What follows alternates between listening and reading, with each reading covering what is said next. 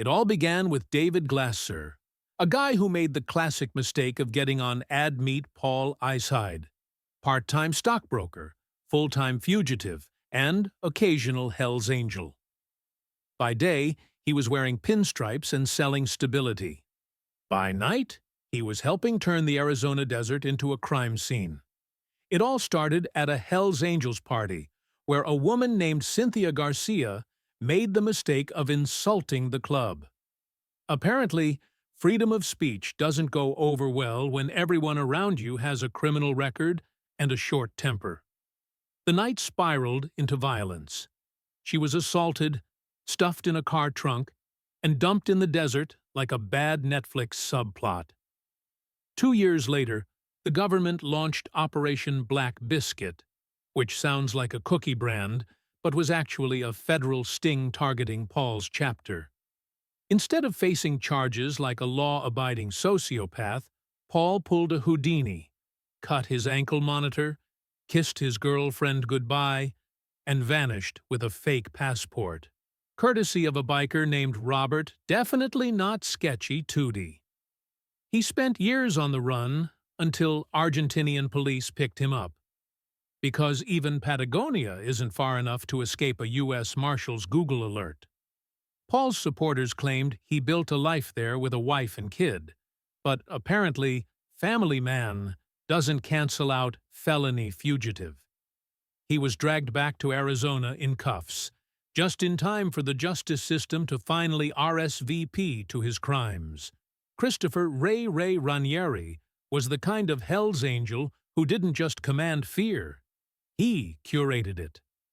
As the president of the Salem, Massachusetts chapter, his resume included racketeering, intimidation, and party planning. Just not the kind you'd want an invite to.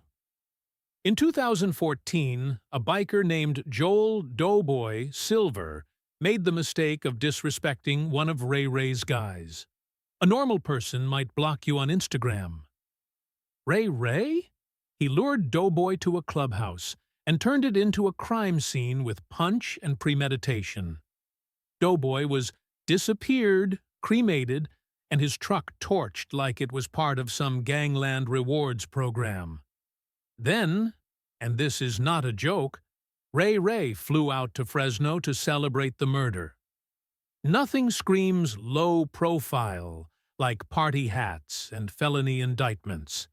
But like most things involving murder and motorcycles, it didn't stay under wraps. Prosecutors tied Ray to a conspiracy that sounded less like a biker club and more like a deleted scene from The Sopranos, with a bonus racketeering charge for good measure. In 2023, a jury handed him a likely life sentence. Turns out the justice system doesn't take kindly to cremating people as part of your conflict resolution strategy. Adam Lee Hall looked like a guy you'd meet at a dive bar and instinctively decide not to make eye contact with. As a high-ranking Hell's Angel in Massachusetts, he wasn't interested in building community, unless that community involved baseball bats and body bags. Am's bad side and trying to do the right thing. After getting beaten with a bat over a suspected theft, Glasser decided to testify against Hall in court. Noble? Sure. Wise? Not even close. Before Glasser could hit the witness stand, he and 2 of his friends vanished like a budget magic trick. 11 days later, they were found, wrapped in plastic and tossed like leftovers.